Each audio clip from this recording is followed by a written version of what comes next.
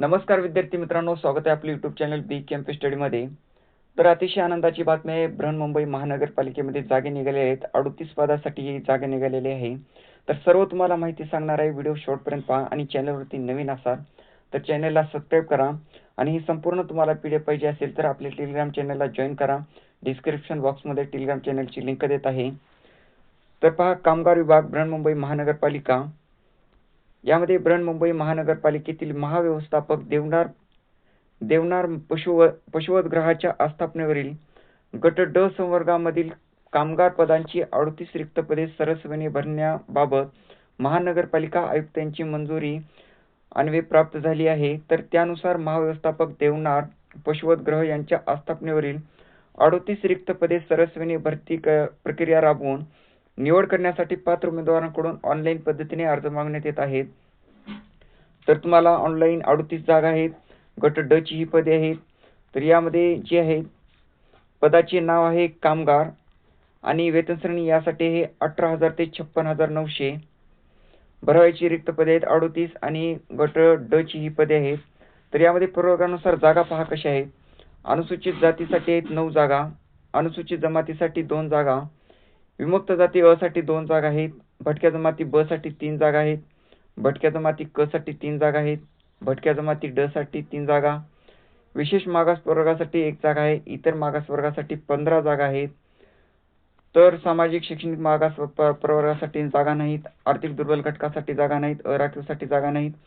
एकूण जागा 38 आहेत आणि यामध्ये सर्वसाधारण, महिला, माजी सैनिक याबद्दल सविस्तर येथे कप्पीकरत आरक्षण दिलेले आहे, तेही तुम्ही पाहून घेऊ शकता. तर यामध्ये जे आहे देवनार पशुवधगृहातील कामगार पदाची कर्तव्य सूची येथे दिलेली आहे. कोणकोणची पदे आहेत, त्याबद्दल कोणकोणची कर्तव्य असणार आहेत, या पदासाठी कोणकोणची कामे आहेत त्याबद्दल येथे माहिती दिलेली आहे सविस्तर, ते तुम्ही पाहून घेऊ शकता. तर यामध्ये टीप दिलेली आहे. भरतीसाठी जाहीर केलेल्या रिक्त पदांच्या संख्येत वाढ किंवा घट होण्याची शक्यता आहे. तर नंतरचा जो महत्त्वाचा पॉईंट आहे, जे महत्त्वाचे पॉईंट आहे ते आपण क्लिअर करणार आहोत. सामाजिक व समांतर आरक्षणाबद्दल येथे माहिती दिलेली आहे, ते तुम्ही पाहून घेऊ शकता.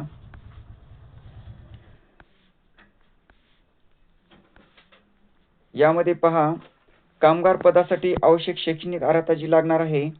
तर शैक्षणिक अर्हता किमान इयत्ता 10वी परीक्षा 100 गुणांच्या मराठी विषयासह उत्तीर्ण असणे आवश्यक आहे. तर तुम्हाला 100 गुणांची जी मराठी विषयासह उत्तीर्ण असणे आवश्यक आहे 10वी, तर 10वी पास लागेल आणि त्यामध्ये 100 गुणांच्या मराठी विषयासह उत्तीर्ण असणे आवश्यक आहे. तर पात्रता, शारीरिक मोजमाप आणि वयोमर्यादा पहा. अर्जदार भारतीय नागरिक असावा. तर शारीरिक मोजमाप खालीलप्रमाणे आवश्यक राहील. पुरुष उमेदवार यासाठी किमान वजन जे आहे 50 किलोग्रॅम व उंची 157 सेंटीमीटर आणि स्त्री उमेदवारांसाठी किमान वजन 45 किलोग्रॅम व उंची 150 सेंटीमीटर लागेल.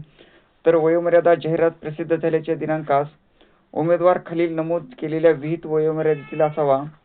अराखीव म्हणजेच खुल्या प्रवर्गातील उमेदवारांसाठी किमान 18 वर्ष ते कमाल 38 वर्ष लागेल आणि मागास प्रवर्गातील उमेदवारांसाठी किमान 18 वर्ष ते कमाल 43 वर्ष अशी वयोमर्यादा दिलेली आहे. तर यामध्ये पाहू शकता तुम्ही, आरक्षण अराखीव प्रवर्ग जे आहे त्यांच्यासाठी 18 वर्ष कमाल वयोमर्यादा 38 वर्ष, मागास प्रवर्गातील उमेदवारांसाठी 18 वर्ष किमान 43 वर्ष कमाल. तर प्रकल्पग्रस्त उमेदवारांसाठी, भूकंपग्रस्त उमेदवारांसाठी, खेळाडू उमेदवारांसाठी ते माहिती दिलेली आहे.